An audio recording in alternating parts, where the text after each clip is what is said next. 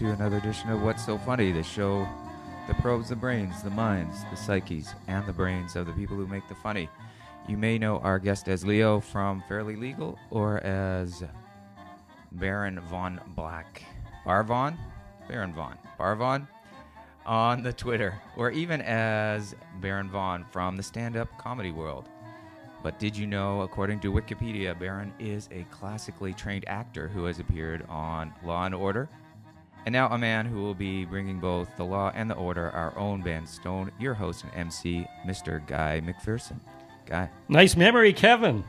Bar Von Black with a Q. Am I correct? That's true. For your Twitter handle. It's seriously confusing because it's a play on my own name where I took Baron and put a V in the middle of it to turn it into Bar Von. But I don't know why I thought that would ever make any sense to anybody. Is it catching on though? No. It's never it's never got on. Hey, you were doing some pretty heavy duty scatting during the theme song. Yeah. You have a background in. Are you classically trained in scat as well? No, I'm just scatology. I'd like to think that I have a good ear. I'm a scatologist. I went to scosmetology school. No, I went to performing arts high school where I grew up. I read that. Yeah, in Las Vegas, Nevada, small town boy. And there was a lot of musicians and stuff like that. So I was around a lot of music and people who actually could play jazz guitar and jazz piano and stuff in high school. You were in the Fame High School? No, it was the Las Vegas equivalent. Yeah, but that's what you know, you were doing essentially. Basically, yeah, spontaneous dance numbers in the hallway. Yeah. Musical? Most of the time musical. Sometimes people were painting. We integrated every art and language that we could. No, that never happened. No, it was fun. But like I took songwriting classes and stuff, so I just always kind of could scat, I guess, in a little way. I was told by people who could play jazz that I was not bad. I can hear that. I'm a big jazz fan. Oh yeah? Yeah. Oh, good. Yeah, I mean you do everything, don't you? I don't know about everything. I mean everything in the arts. I try, Kevin mentioned you were classically trained. I am classically trained. I've been trained in a classical manner. I went to a theater school. After performing arts high school, I went to a theater school that the program was supposed to be classical training, but it's not really that. Classical training it's very semantic, and I'm a hopeless semantic. What can I say? What does it mean when you say you're classically trained? It means that you are trained to use your voice in a certain way and to use your body in a certain way to create a character. And then also there's a big emphasis on being able to do Shakespeare and speak well. Right. Speak with no accent at all. That's an accent. Yeah. Well, it's not. There's like something called, what's it called? American Standard Speech or something like that. Standard American Speech. I can't remember. Well, that wasn't it. Well, it almost I've never heard an American. It almost sounds. It's like what's it called? Singing in the Rain. Remember that? Like, I can't stand him. I can't stand him. Remember that? Do you remember that part? No, I don't. I just watched. No, I just watched. Son of a motherless goat. I just showed my son the Singing in the Rain scene the other day on YouTube. Yeah. Well, you remember how there's that one star that, because they're moving in the talkies, and she's got that annoying squeaky voice. And there's some point where so there's some vocal coach that comes in that's trying to coach her and say, I can't stand him. And she's like, I can't stand him. And then I think that goes into Moses supposes his toes, the roses, that whole, I haven't seen it kind in of a while. a Pygmalion kind of thing. Yeah, in a sort of a way. Well, Pygmalion, yeah, that's another thing, training her to speak well and stuff like that. And the fact that I know what Pygmalion is, that's also part of the classical You're training. classically trained. That's also, you mean George Bernard Shaw's Pygmalion that was turned into the musical My Fair Lady? That's the one, yes. Rex Harrison. Rex Harrison. I've grown accustomed to her face. I've thrown a custard in her face. Rex Harrison was perfect at talk singing, like the whole Dr. Dolittle I number. love if I could that. walk with the animals, it's like there's no pitch. I know. He's not singing, but he still pulled it off somehow. He did, and it was kind of in tune, even though he was talking. Wasn't it? Exactly. I think it was the beginning of auto-tune. I think that they just put something on his voice. It was like, it'll get in the pitch. Whereas when Johnny Cash talks, he's out of tune. I'm Johnny Cash. Oh, you do impressions too? Not really. Apparently not. I can do a few, but not that good. So comedy, Yeah. is that your first love? No, acting is your first love. Actually, comedy is my first love. Comedy is why I became an actor. Seriously. Yeah, because it's like I grew up watching. I grew up in a small town in New Mexico. I was born in the state of New Mexico. You just said Las Vegas. Keep your story straight. No. I moved to Vegas when I was 8. Okay. Vegas, Nevada when I was 8. There's Las Vegas, New Mexico too. Oh, is it? Yeah, there is. Do they get confused when they go there? Yeah, of course. They're like, yeah, Vegas. Why is it abandoned desert? And that's all wood where no one lives. I watched a lot of Nick at Night. You like those old 50s, 60s shows like Patty Duke and Donna Reed and Make Room for Daddy and the Dick Van Dyke Show and stuff like that. And the best sitcom of all time. Well, those shows were hilarious to me. And then they also played the old Saturday Night Live, which I loved, like the original Saturday Night, and SCTV. Mm-hmm. So it's like I grew up on this TV from the 60s like a person would when they were in the 60s, right. Which is why I've always had certain cultural references that people who are a good 20 to 30 years older than me are like, how do you know that?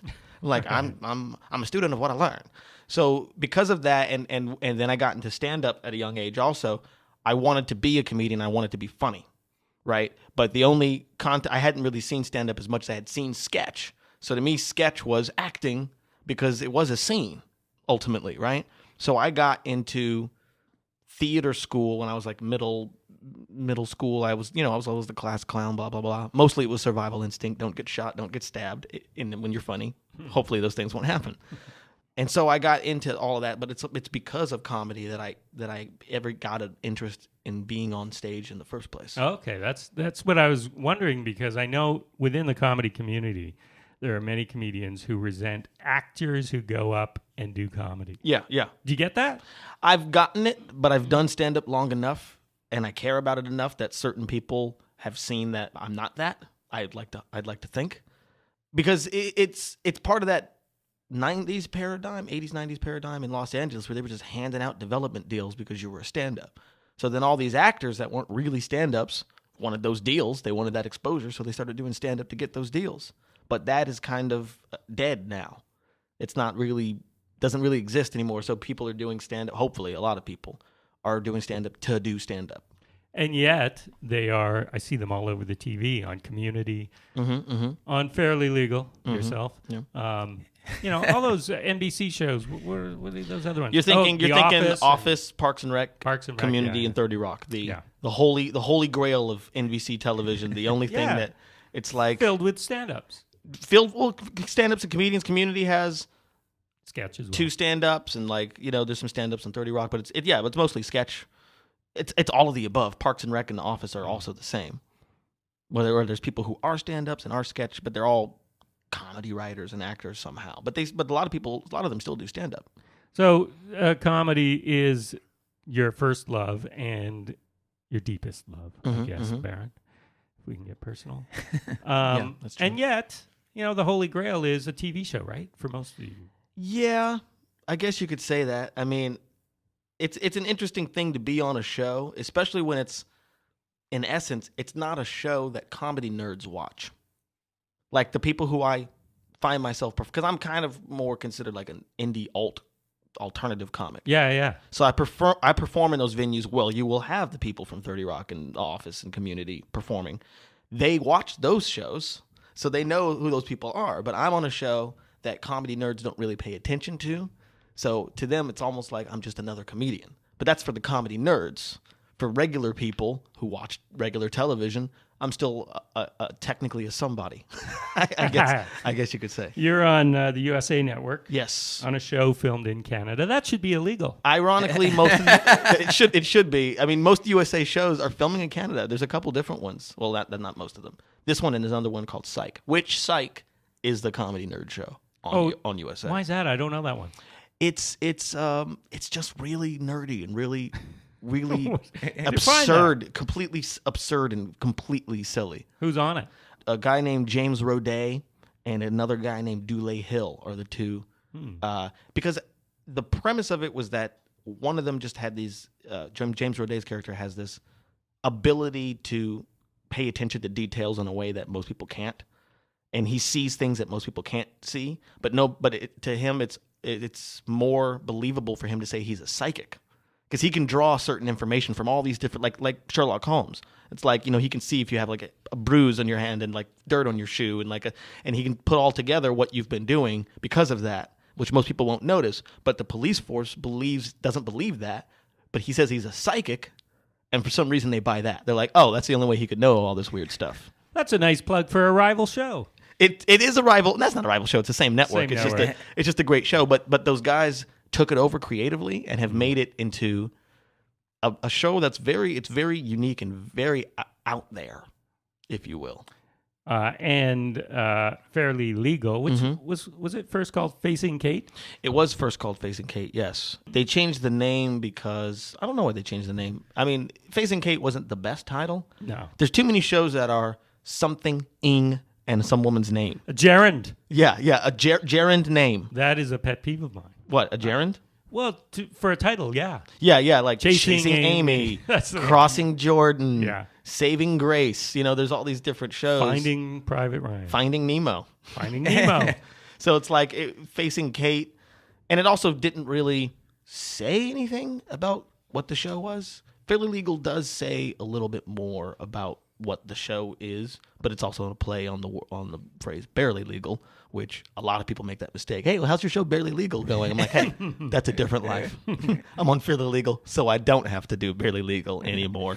And we could see that on Showcase in Canada. Yes. Now, you won't be offended if I say I've never seen it. That's fine. Most Canadians haven't. But in the States, people huge. have seen it. Yeah. I don't know if it's huge. It's big enough. Well, here's the thing. It's the size of the show, not the... What? I don't know what I'm talking about. Here's the thing, though. Entertainment is so fractured, and I've been saying this for a while, that you can make a good living and be a big star to a relatively small group of people, unless you're the superstars. You're Tom Cruise or whoever. Of course. And so, like we watch talk shows, and we see the first guest, somebody who should be known across the land. Right. And we have no idea. Who is this person? Oh. Well, maybe you know because you're an entertainer. You mean on the American talk shows when you see them in Canada? Yeah. Well, we don't have our own talk shows, so. Don't you? I don't think. Do we? We only watch American anymore, TV. Yeah. Oh, okay. Not since Deanie Petty went off the air. No, Oh, good old Deanie Petty. I don't know who that is. neither do I. Yeah, I mean, it's probably because they're a TV star in the States, and you might not get that show. No, we get it. You get a lot of the shows here. Yeah. You do get a lot of the we shows. do. We grew up on them. Yeah, we grew up that's on true. the Dick Van Dyke. Well, it's interesting, too, because I feel like Canadians are responsible for the majority of comedy in the States. Nah, it's an exaggeration. It's not, though, because of the fact that Saturday Night Live has been on for so long. And So who Lorne created Michaels? that? Yeah. A Canadian. Yeah. Lorne Michaels. Yeah. SCTV has influenced ridiculous amounts of people. Canadian. You got the Second City Two Toronto. Americans on it, though. Yeah. Do you know who they are? Is it Eugene Levy? No, he's Canadian. Damn it. Who? It's Joe Flaherty and Andrea Martin. Joe Flaherty. I knew Andrea Martin was American. Joe Flaherty's American, really? Yeah. Huh. I did not know that. There you go. I would have assumed it was Dave Thomas. Nope. I know. Canadian. He couldn't be more Canadian. Yeah. Him and Rick Moranis aren't American? What are you talking about?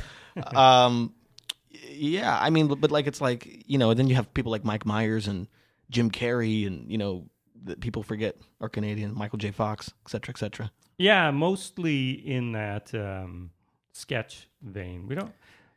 None of the I guess Jim Carrey was a stand-up. Yeah, he was a stand-up. Yeah. A lot of the stand-ups are American. There's not a lot of Canadian stand-ups that get They cross over. big exposure in the States unless they become some sort of movie star like a Jim Carrey. Yeah. And then people forget that he's Canadian. They're like, oh, he's one of ours. Well, yes, we do. He's from Los Angeles. Wait. We I don't know why they laugh like the penguin. They're like, he's from Los Angeles. I like your references. You and I are about the same age mentally. Exactly. There's nothing better than a good Burgess Meredith reference. And he knows who plays it. Perfect. Yeah, of course. Get in there, Rock. The Riddler. Oh, the Riddler. Frank Gorshin. Yeah. Yeah, of course. Come on. And the Joker. The Joker, Cesar Romero. You are good, Baron Vaughn. Come on. Baron Vaughn. And there was 3 Catwomen, Yeah. right? Who were they? Well, Oh. I'll tell you. Julie Newmar. Julie Newmar, Lee Merriweather, and Eartha Kitt. Yeah. Eartha Kitt. Yeah. I can't even do the thing. He was gonna try. I was going to try, So you get this big part on a weekly series, Fairly Legal, and then you're posted to Canada. Yeah. It's bittersweet, right? It is and it isn't. I mean, I happen to really like Vancouver. The first season we shot, it was during the summer. So what's better than Vancouver summer? This, Yes. I mean, come on. It was June, July, August. I was like, this is incredible, this city. And then this year we started in late October. It's perfect. And it has been the same dreary, dark, cloudy every single day until this week, the week that I'm leaving town. I've had 5 months of just dark. And I also had an apartment where the windows faced north, so I never had any sunlight in that thing. So all I'm saying is I got horribly depressed. Let's move on. Yes, I've read your tweets, Vaughn Black. Oh, you seen the tweets in the dark moments? Yeah. I don't know why I decided to do that. I don't know. I'm like, I feel horrible. The world should know. These 9,000 Twitter followers should know. And you chalk that up to the weather, the lack of sunlight? I think that, lack of sunlight is a vitamin deficiency. Right. It's a vitamin deficiency. And like California. We have supplements. California, I know, but I didn't do that. I didn't do that good of a job getting supplements. Or I could have had like supplements, and I could have had what's it called, UV lamps. Yeah. People talk about the UV lamps, but instead I just sat in bed and doubted everything I've ever done in my life. I was like a creative. The thing that first of all, I've only ever been depressed twice in my life, both the times I've been in Canada.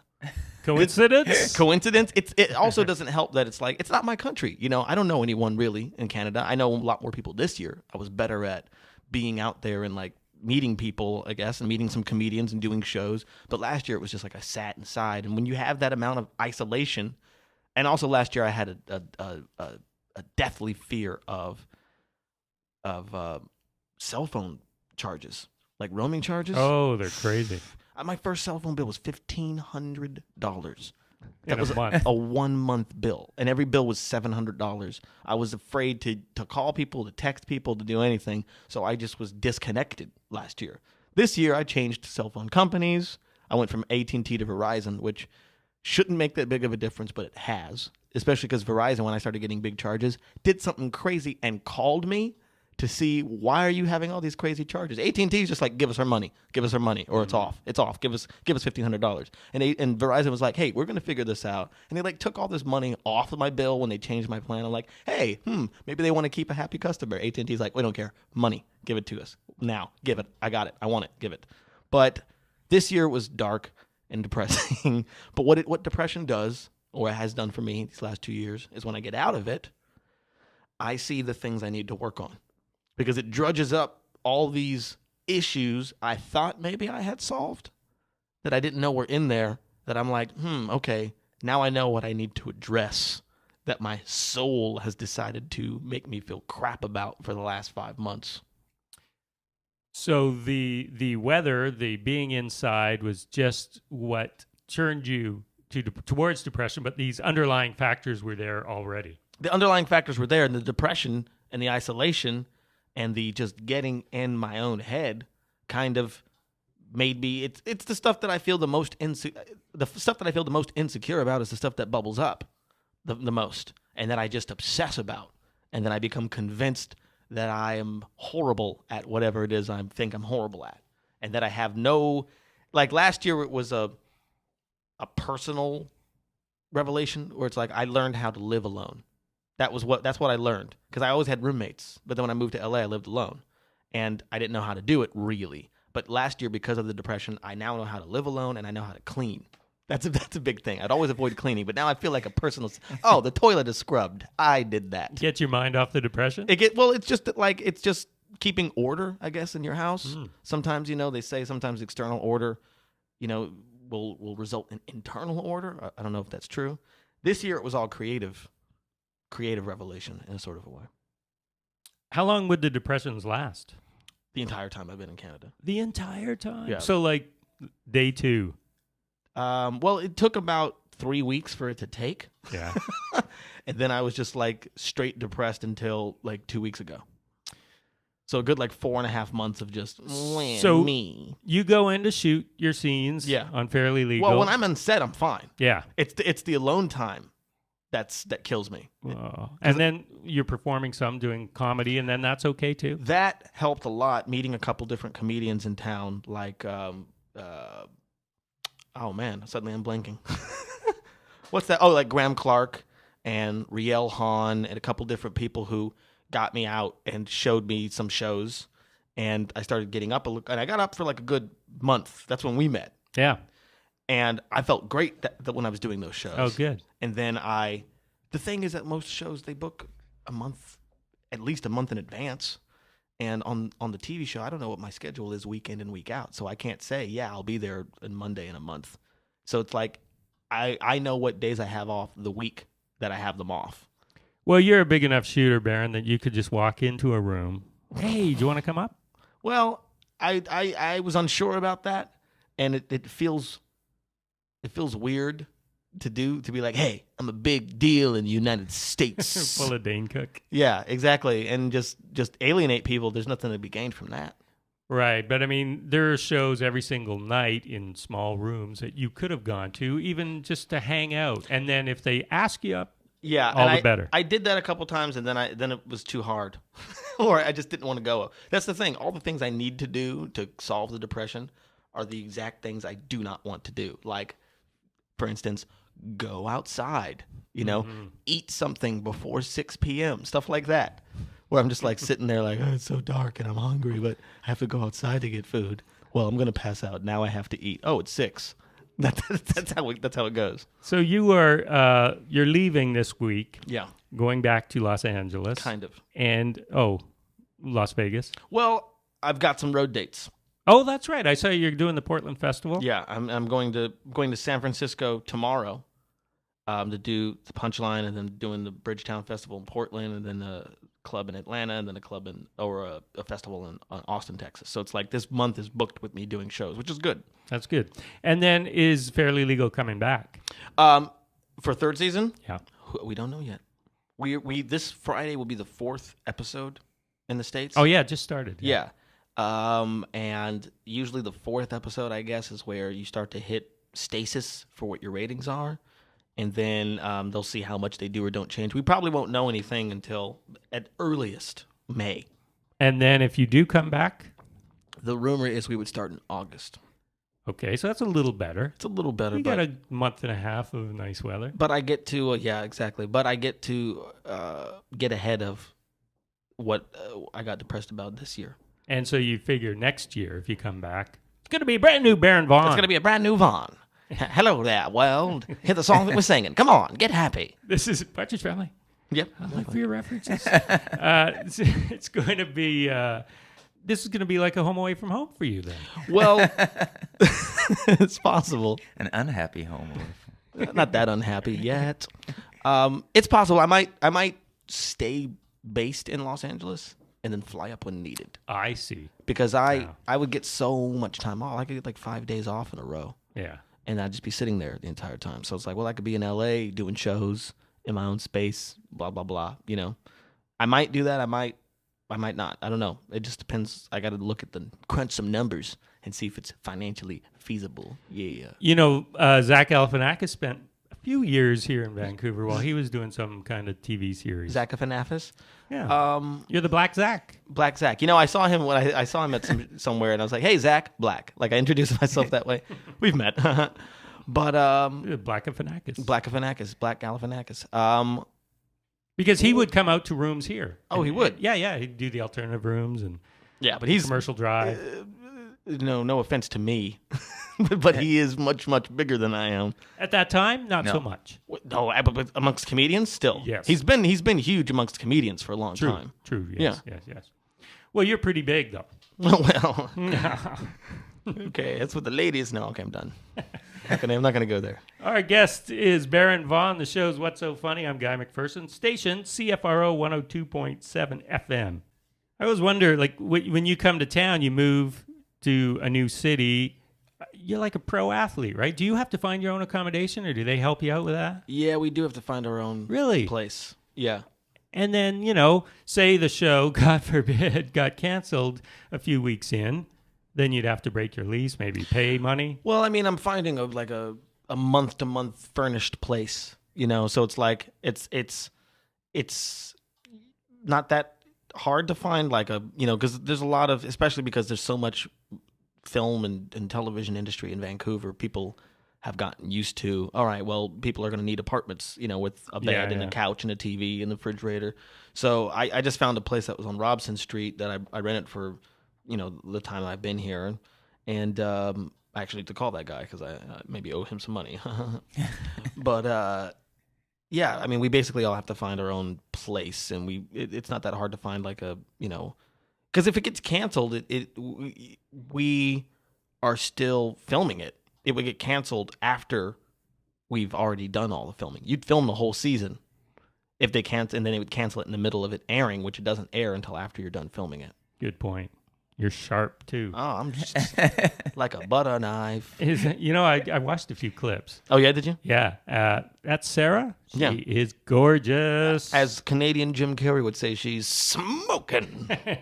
And you play her assistant. Here's our assistant. So. Yeah, because the show's about a mediator. She plays a mediator who her sense of justice, she is bigger than what she thinks the courts are capable of. So she goes around the courts, does alternative dispute resolution or mediation. And is that a real thing? It is alternative dispute resolution. You will only be involved with alternative stuff. Only alternative. I'm as alty as they come. I'm like Alt McDermott. There's another reference. That I don't know. Ooh, Hair. I love Hair. What was it? Alt McDermott? Galt McDermott is the name of the guy who wrote the music, I think. Wow. That's a really random one. I like that. Keep them coming. She asked me why. All right, I'm done. Alt McDermott, jeezy, crazy. Treat Williams in the movie. Yeah. Oh, yeah. Anyway, that's some side of the point. Oh, God, what if I just started crying? Yeah, no, she's a mediator, so her sense of justice is about helping people get what they want, so everyone gets something. It's all about the win-win, etc. So I play her assistant at the law firm. So as a classically trained actor, thespian, yes, do you yes, just memorize your lines and go in, or do you go, what is my motivation? What is my backstory? Like, how much work is there going into this? Something I was just yawning. Jeezy, crazy. I know. Something I learned, and no, I wasn't in It's awe. a bad question. No, I know. How dare you, sir? Halfway through my question, I and have he's not yawning. grown accustomed to your face. It depends. Something I learned in college that I say to other actors is that what I learned in college was we were given all these tools, right? Actors' tools that we use to create a role, to do a job. But you're not going to need the same tools for every job. It depends on the job. You're not going to need the same tools to fix a toilet that you'll need to fix a roof, right? So you don't need to bring your toilet, your snake to fix a roof. You know what I'm saying? I'm just thinking of toilet tools. So. Yeah. Well, I mean, maybe if there's some gutter stuff you got to do, right? Am I right, guys? You got to do some stuff in the gutters. Is that what they're called? I don't know anything about real life.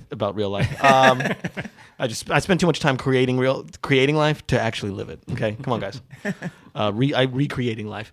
So it depends on the role, and you don't bring everything. You don't have to do everything. So it's like my role. It's like I'm not doing a bunch of heavy lifting emotionally in the show. Like I'm not the one who has to cry and have revelations.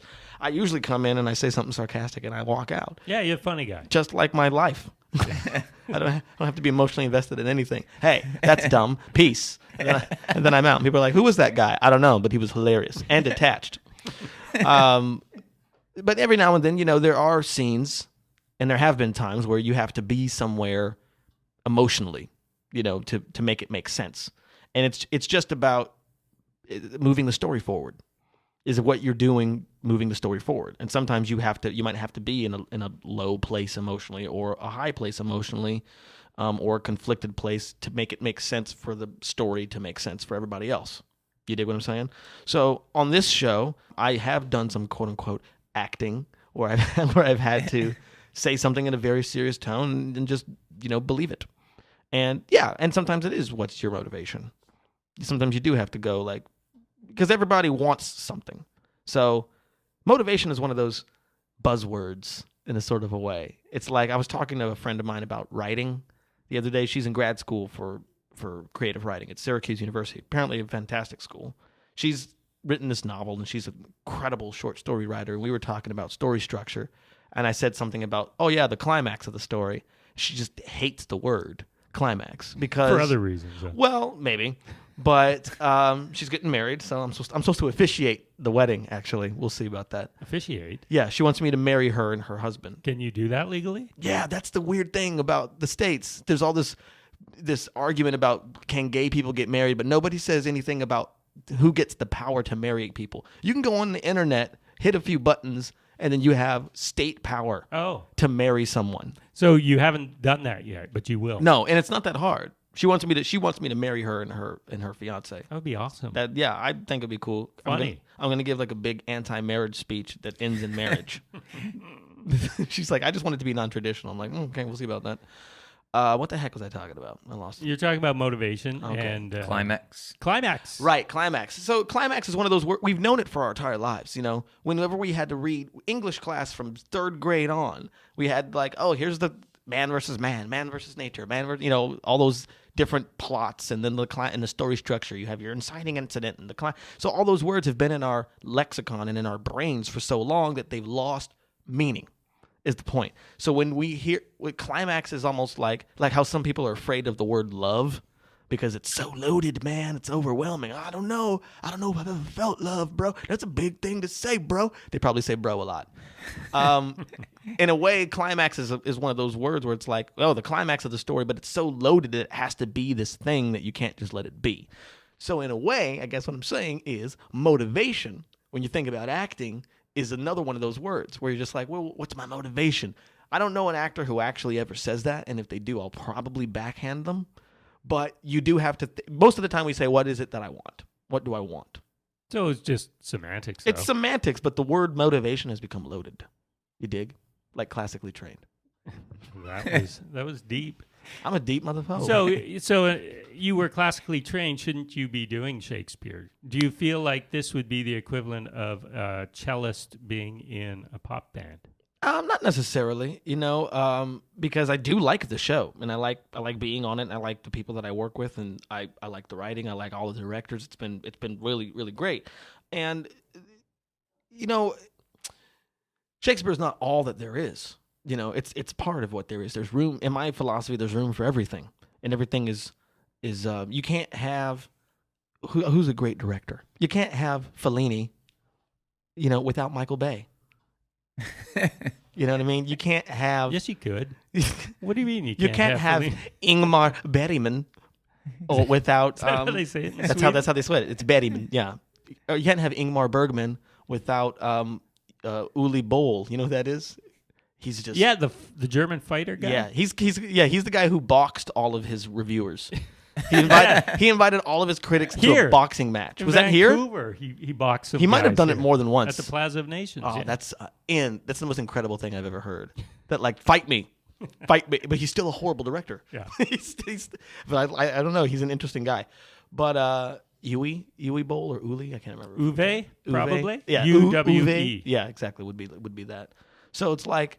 Not to say that my show is bad. It's not bad. It's a good show. It's a great show. No, it's pop television, though. That's what I mean. Well, yeah, but it's like, everything doesn't have to be Shakespeare. There's something to be gained from everything. You've done Shakespeare, right? Yeah, I've done Shakespeare, yeah. And you like it? I love it. Do you? I do. I can never understand what he's saying. Well, see, again, Shakespeare. And I'm an English grad. Well, Shakespeare is one of those things that, again, it's just so loaded because we've been taught it for so long. We've been taught this is the greatest English-speaking playwright of all time. Yeah. I don't buy it. But you know why? Here's why.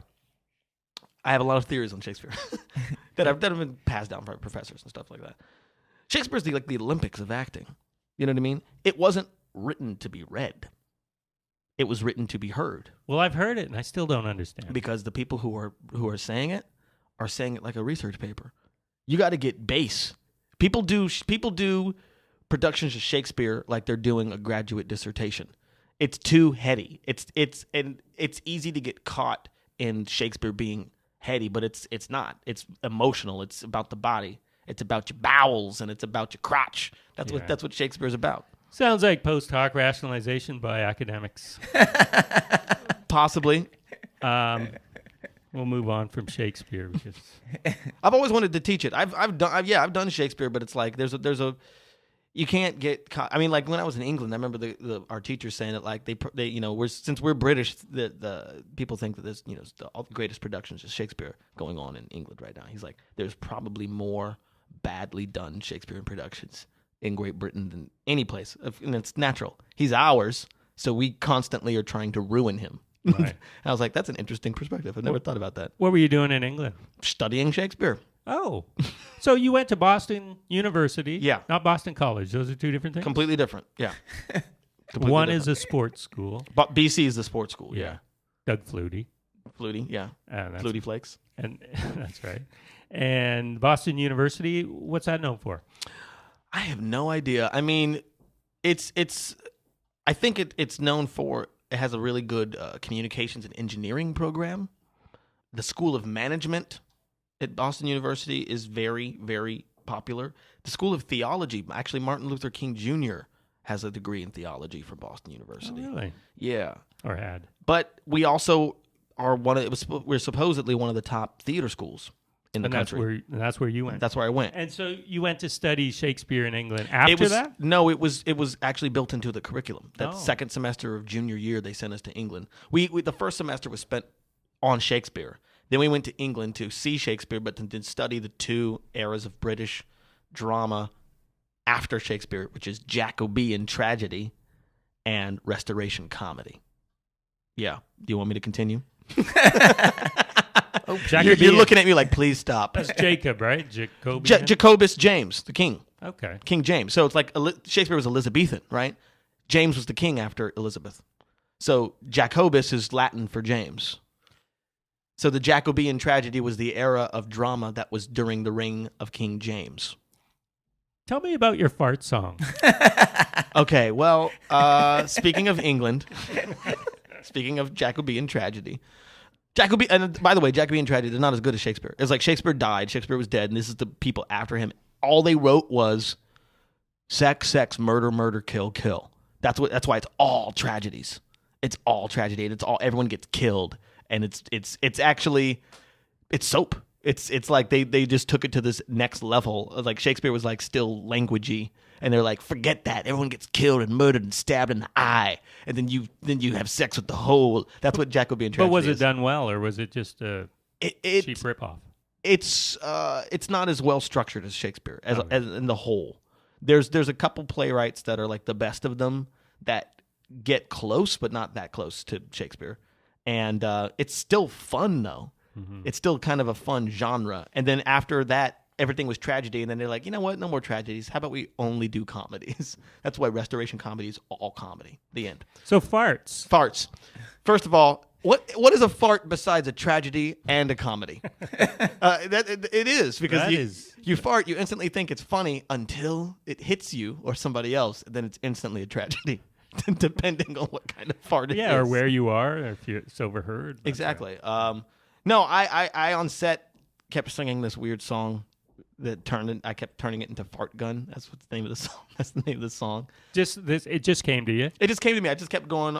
You know what it is that sometimes I will look at someone and as an acknowledgement, I'll make a fart sound. That's my hello. Like, that's what I do. So then it became me. I kept shooting them like, and it became like a fart gun.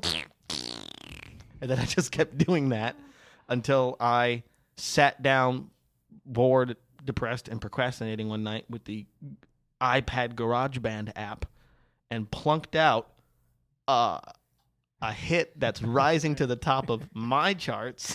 Is this going to be a big closer on stage? No, I don't know that I'll do it in my stand-up act. I might do it at a couple shows here and there. Yeah. Anyway, it's called Fart Gun. You want to listen to it? I want to listen to it.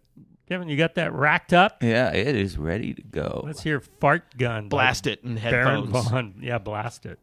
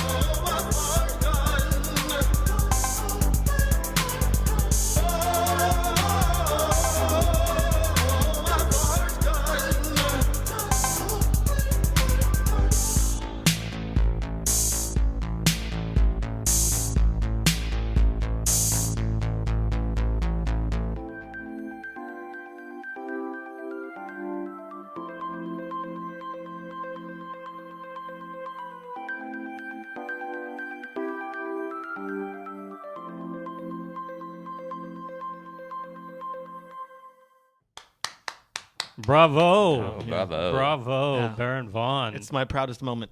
Fart gun. That's very hooky. It's kind of hooky. I mean, hooky? That's weird. We're playing hooky, huh? Hooking on the street. It has a good hook, is what you're saying. That's what I meant. Yeah. I've gotten Bowie comparisons. You just said something that someone else had said about the Borderline, the Madonna song, which I don't think I've ever heard. A little bit. Over the borderline. I don't think I've ever heard that song all the way through. Mm-hmm. I was going for something that was. I don't know if that'll hold up in court when she comes. Oh, really? When she comes after me? Yeah. I think that I was going for something that was a little Bowie, that was a little like kind of 80s, like kind of new, something that transition of like that weird techno new wave, out of like that glam rock. OMD. What about OMD? There's OMD a little, in there. Someone told me Depeche Mode. Yeah, a little Depeche Mode. And there's probably a little Depeche Mode, probably a little New Order too in there, stuff like that. These are what the fans are saying. This is what the fans are saying. He's the Black New Order. Ooh, that's Fart gun the next Blue Monday. After a Blue Monday, you get fart gun. But it's amazing what you can do with GarageBand. Yeah, someone told me it was like you should send that to Apple. Like that could be an Apple ad that you did all of that on an iPad. And you just figured it out yourself? Yeah, I mean, like it's like there's a touch keyboard that you can change. I'm literally plunking out the chords on the little touch screen. Yeah. Trying to get it perfect. I did it a bunch of different times before I got it to sound exactly the way I wanted it to sound. Perfect. And then like the like the little digi bass and plunking out just a little drum machine where you can push, do all that stuff, and it was fun. It was fun to do. Yeah, and you do have a musical background of some a little bit, yeah, a little bit. So you know what you're doing. Somebody who had no idea couldn't produce something that spectacular. I don't know if spectacular is the right word, guy. Well, fart gun. You got to make a video for it too. I want to, man. That'd be are you kidding? A YouTube hit, YouTube sensation. It's sweeping the nation with its horrible smell. Fart gun. Can you smell it? You mentioned you growing up in Las Vegas, so you grew up with showgirls and magicians and hookers and that was just my mom. Hey! Ba-boom.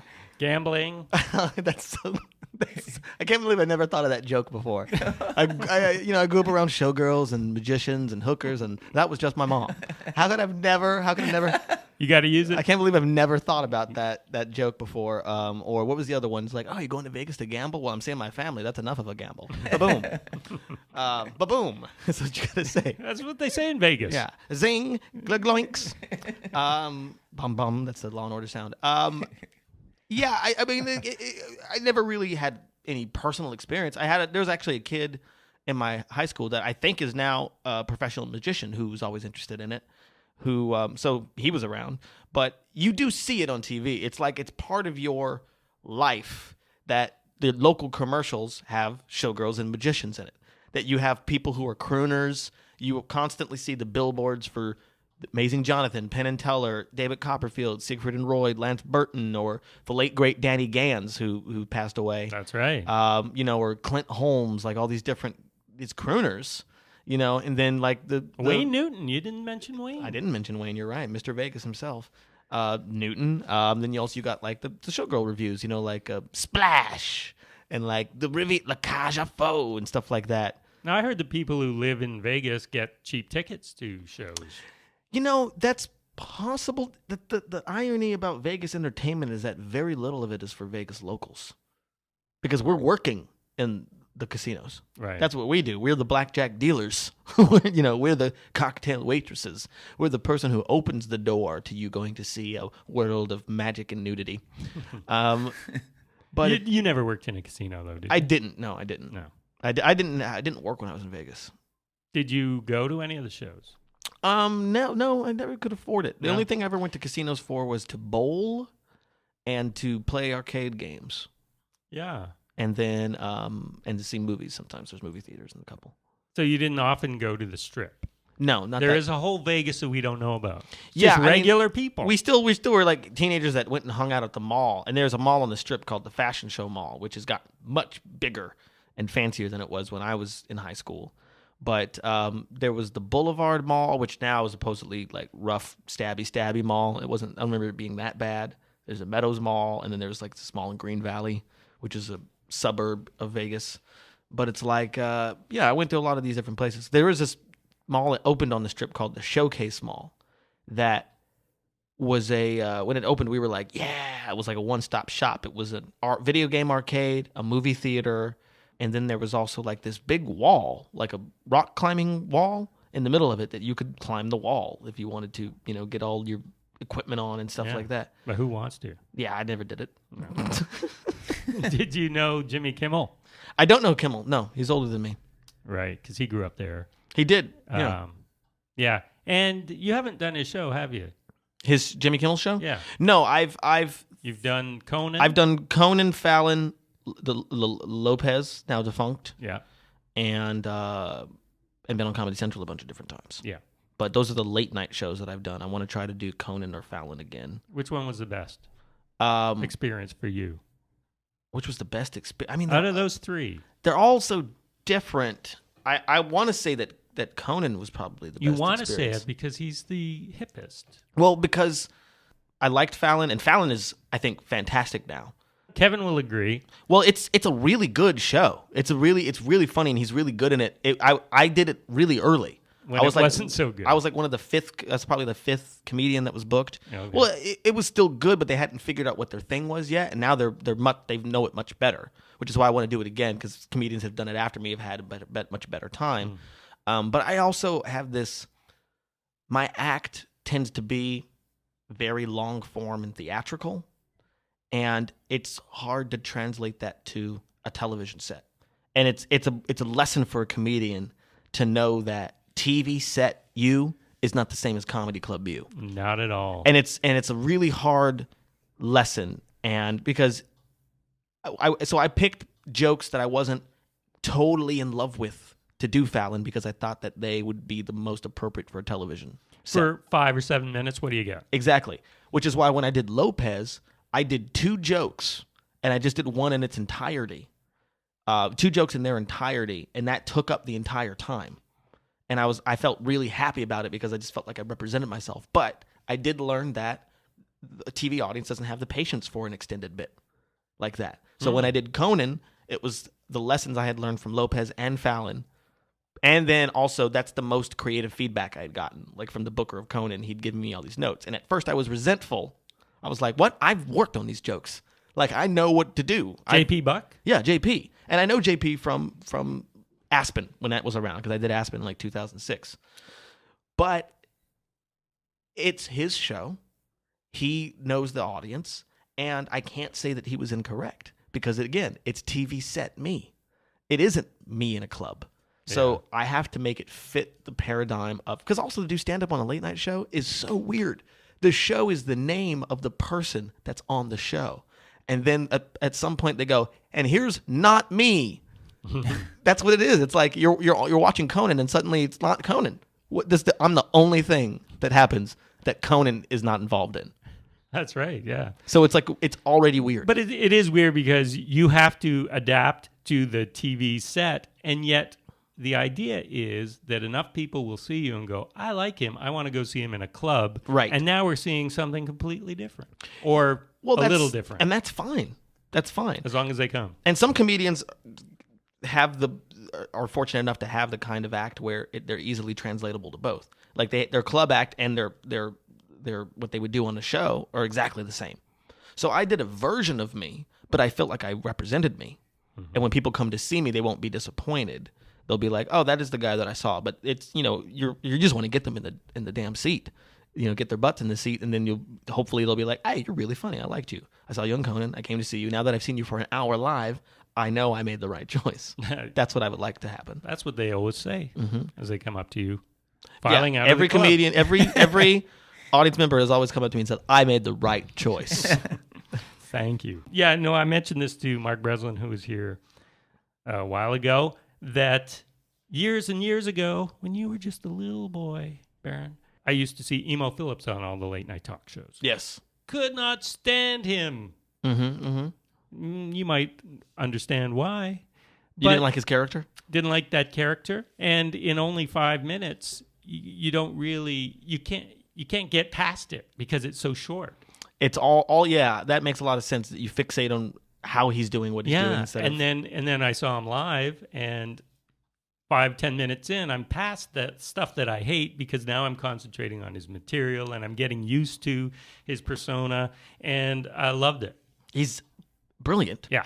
He's really brilliant. Yeah. I've heard that because like Bobcat Goldthwait dropped his persona. Yeah, I know. And now he does just regular stand-up. He's still really, really funny. Still, you mean he's now very, very funny. Well, he's always been funny. It's just never that like cared for him, but maybe it was that thing I couldn't get past the voice, past the character. I loved him. You loved him? Yeah. Well, he's always been a funny guy, and he's a good director too. He's directed a bunch of movies, but it's like he is just being himself on stage, and he I've heard him talk about dropping the character because he didn't want to be that guy. You know, that it became the expectation. I mean, Eddie Izzard has talked about that when he talks about dressing in women's clothes. That a lot of times he doesn't now because people expect it. That he's going to come out in heels and lipstick, and he's like, well, you know, I want them to listen to what I'm saying. And instead of being like, what the? Why is he not wearing a dress? Mm-hmm. You know, not that I do any of those things, but I see on stage anyway. Yeah, but you're saying it's just some comedians are harder to get in 5-minute context. Do you still do your podcast? Yes and no. I mean, it's still something I'm going to do. It's just that it was hard because I'm not in Los Angeles. So it's like There's people here you could interview? Yeah, but my producer's not here. You got a producer? Yeah, Look exactly. at you. That's the thing. It's like I'm probably going to buy the little portable podcast. The Zoom? Yeah, the Zoom and microphones and a little mixing board so I can do it myself. And she'll master it and like, you know, mix it better than I could because she's been mixing it live, which is why it sounds excellent. You know, and my biggest concern is going backwards in the quality of the sound. But also, I haven't been in LA. She's busy. She produces like 4 podcasts. Oh, really? She produces Todd Glass's podcast, Pete Holmes, The Nerdist. She produces like a bunch of different big podcasts. So it's like... So you approached her? It was a kind of a combination. Because I started seeing her around shows, and she told me she was a podcast producer, and that's what she's selling herself as. And then if I had an idea, because she likes me as a stand-up, that, you know, and then we started going back and forth, and I came up with my idea for the podcast. And what's the hook? What's the hook? Can I cuss on this? Yes, you can. Okay. It's called Deep Hoo-Ha. It's called Deep Shit. Yes. Deep Shit with Baron Vaughn. And the premise of it, because having listened to a bunch of different podcasts, you know, the range of, you know, from comedy podcasts, especially from, you know, Paul F. Tompcast to... Pod F. Tompcast. The Pod F. Tompcast, to Greg Proops' podcast, to, you know, Comedy Bang Bang, to Mark Maron's podcast. I wanted to not do something that I had to create comedy material for every week. You know what I mean? Like I had to basically write a show. You didn't want to do that. I didn't want to do that. I just wanted to be able to talk. Yeah. And to a funny person, and funny would happen. Yeah. Because, you know, if we give ourselves some context, some structure to be funny in, it'll happen. So you wanted the structure, though, not just meandering talk. Yeah, I didn't want meandering talk because those can be annoying, too, sometimes. And some people make it work. Some people are good meanderers, and they talk about whatever the heck they're going to talk about, and they make it work because they're interesting. My podcast is I sit down with a friend, and because of what I talk about all the time are big life themes. Most comedians do. Just in our conversations that we have, and we're not talking about comedy in specific. We're talking about life, you know, or the bigger picture. And I said, well, what if I sit down with? I also wanted to have it be recurring people. So I noticed you've had some. So that way, my audience gets to know the dynamic that I have with somebody in specific, like Eliza Skinner or Kyle Kinane, who are 2 people I've had on a couple different times. Ali Wong, Lisa Beth Johnson. That there's a relationship. You feel the relationship each time we talk, and that it evolves and it changes. But each episode is we take a quote-unquote big life theme and we just delve into it. And I ask the guest to pick something that is something that they find themselves constantly coming back to. For instance, my big life theme I'm constantly coming back to is nature, is human nature. Human nature. Human nature. And... that's a broad theme. It's a broad theme. It's a very broad theme, but in specific, I'm very into the things that we believe to be true about ourselves that I have learned just aren't true. That we're living in a world where we're constantly at odds with our own nature, with our own biological imperative, if you will. my friend says that evolution was taught wrong, which I agree with. It's Darwin got a lot of stuff wrong. He got a lot of shit wrong. Darwin didn't know shit about women, for instance. He married his first cousin. He was a reluctant genius, and you're gonna listen to this guy like, here's what I think about women. That we think that's because he also took Victorian women, and he applied. He's like, because his whole thing was, well, based on what women are like now, I can assume this and this and this about our ancestors. No, Victorian women were the most repressed women ever in the society. Victorian England messed up the entire modern era. Did Darwin talk about women? Yeah, he did. Oh, I didn't. Because he's talking about the reproduction and like what women are, and it's the whole, it's economic. It's the whole game of like they'll trade their eggs and have our babies for protection and food, right? That's basically what we're all taught is evolution, which I don't necessarily agree with, and I've read a lot of stuff that will debunk some of that stuff. He got a lot of great stuff. He said a lot of great stuff. Look, I ain't saying Darwin no fool. Darwin ain't no fool. He was just stupid about some specific things, right? So, anyway, as I was saying, I'll let him know what that character is. So I'm constantly thinking about, well, what the things that we do and the things that we think are human nature that we're supposed to do that just aren't us. I'm constantly thinking about those things, right? So in my podcast, for instance, Ali Wong wanted to talk about family and career. Because something on her mind because her career is going well, but in her recent life, her father passed away. And she has a lot of guilt about not being as present with her family as she could have been because her career was going well, even though she was really present. She went back to San Francisco and took care of him a lot. And he was like, dude, do your thing. Do your thing. Things are going well. Don't worry about me. She was very worried about him, but she still has this guilt about it, Right. So she wanted to talk about that in terms of how family interacts with your career. Lisa Beth wanted to talk about truth, the idea of truth. My friend Todd Levin, 40 years old, writer on Conan, actually. His was adulthood. And because he says he said something that still blows my mind, which is that he's been thinking about, because he's 40 and he's married, and the things, every time he thinks about making an adult decision, it's wrapped around some sort of purchase, which is our culture. Everything we've been taught a possession. You're only an adult until you buy because something. He's thinking like, I should get a sensible car or buy a house. He's like, what? Why are those the things that I think make me an adult? He's like, I'm going to drive the car my parents would. Wait a minute, that's still about a possession. It's still about a purchase. So he's been thinking about what's beyond, having your things and making sure you have a job so that you can keep your things in a space. And he said for him, it's a commitment to people and to ideas. Like commitment to his wife, to his friends, or to his politics, stuff like that. So he's trying to pursue that in his life more so than I'm going to get the right car that's right for me. You dig what I'm saying? Yeah. You're looking at me. It's deep shit, isn't it? This is some deep shit, yeah. Serious topics, but comedy happens. Comedy happens. I mean, my favorite little piece of improv, another recurring guest named Zach Sherwin. Our subjects were fatherhood manhood because we both were children of absent fathers and have some daddy issues, which I guess I was reluctant to admit until we actually had this conversation.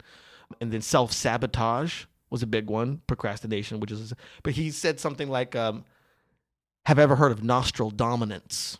And I was like, yeah, the psychic. We had a good laugh. Nostril dominance.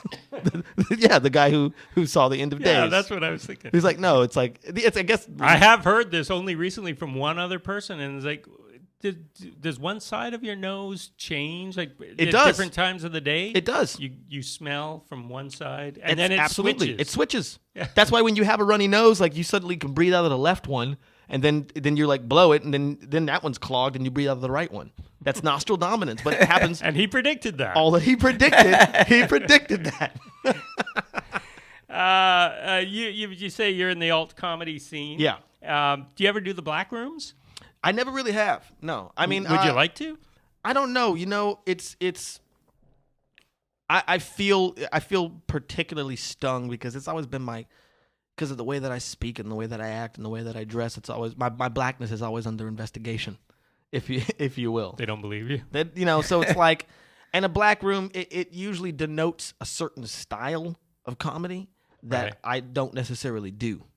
So but instead of them just seeing me as not funny, there's this other level of I'm also a traitor to my race. Because of the way you speak. Because of the way. Now, did your drama school do that, or is that just the way you were raised? It was my grandma who did that. Yeah, it was my grandmother was very, very adamant about being educated and speaking in a way that an educated person speaks. I would constantly hear her talk about like basketball players that like college basketball players. She's like, they're going to college. They sound like idiots. She's like, why are they even in college if they sound like this? She taught me how to write cursive when I was in kindergarten, you know, so it's like the combination of my grandmother and my mother, you know, putting such an emphasis on education and all that stuff that's always been my focus, you know, so it's like, but black people are, as a whole, we are, is that a text? Black people as a whole, we're obsessed with authenticity. We're obsessed with blackness. Jesus Christ. I start talking about race, guy, and you just start falling all over the place. You got texts coming in, dropping your phone. People, there's things that are buzzing. You just pissed yourself. I don't know what's going on in here. What is the funny? So what you were saying, though, that like there can't be a dichotomy here of caring about education and being black. There can be, and there is, and a lot of black people see it that way. I know a lot of black people who don't like black comedy because they think it propagates certain stereotypes and certain attitudes and ideas. So they're completely turned off to stand up because they think it's going to be one thing. And then they see me. I've had a lot of what I do best in front of a mixed audience when there's a little of somebody. Because a lot of the times black people will come over to me and be like, thank God you're different. You're not a black comic, whatever the heck that's supposed to mean. And you know what? I can't hate, and I've done it, but I can't hate. I've learned not to hate on black comics who do that style because there's a place for it. And a lot of them are just good. A lot of them are just good comics. There's people who can do black rooms and alt rooms, and they work in all of them. Yeah. I unfortunately, I haven't gotten to that place. If I'll ever get to that place, you know, but I can name like 5 people off the top of my head that they're just killers, and they work everywhere, and they're black. You were part of a documentary with Hannibal Buress. Yes, Buress. I got it wrong. It's okay. I've interviewed him, and he told me that. But, you know, once you have the two in your head, you go, it's 50-50. Is it Buress or Buress? Oh, right. Anyway, but, yeah, he performs mostly to non-black rooms. Yes, that's right? true. Yeah. He's considered more of an alt comic himself. Yeah. Also. But Hannibal probably could work in black rooms because Hannibal is more so to me, like, you know, if I wouldn't doubt that if I didn't say I was black, people listening to this probably wouldn't know by the way that I speak, right? I talk white, which has been a bone of contention for a very long time. You know, and I have certain rhythms. You know, you have to be a little bit. I have certain rhythms and certain accent things that you're like, oh, okay. If you knew, you would like. I can personally tell a black person from a white person when they're singing. I can always tell, even if I've never seen the band or heard. There's a difference. Even if it's a black person that quote unquote sounds like if opera singers, I can tell if they're black or white. Really? Yeah, I don't know how. So it's not just black American. Actually, yeah, specifically black Americans. Specifically, yeah. But you know, Hannibal is very laid back. Well, but Hannibal's from Chicago. See, that's the thing. Hannibal's blackness is apparent.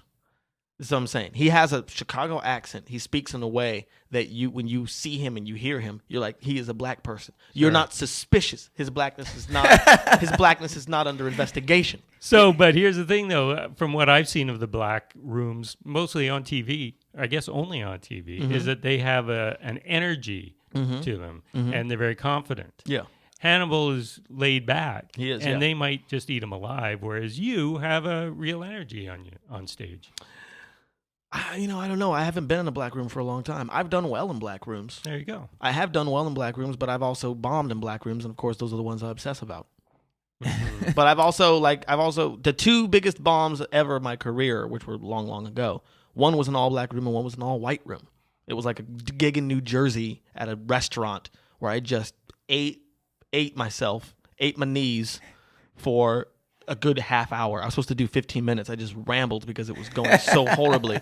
I had no idea what was happening. I was like, I got to get off the stage. And I got that great, the other two comedians, they killed. They did well. And we're all sitting at the bar. And, of course, the bar's right next to the door. So everybody that came by, it was like, hey, you were really funny. And then they would just look at me and then walk away.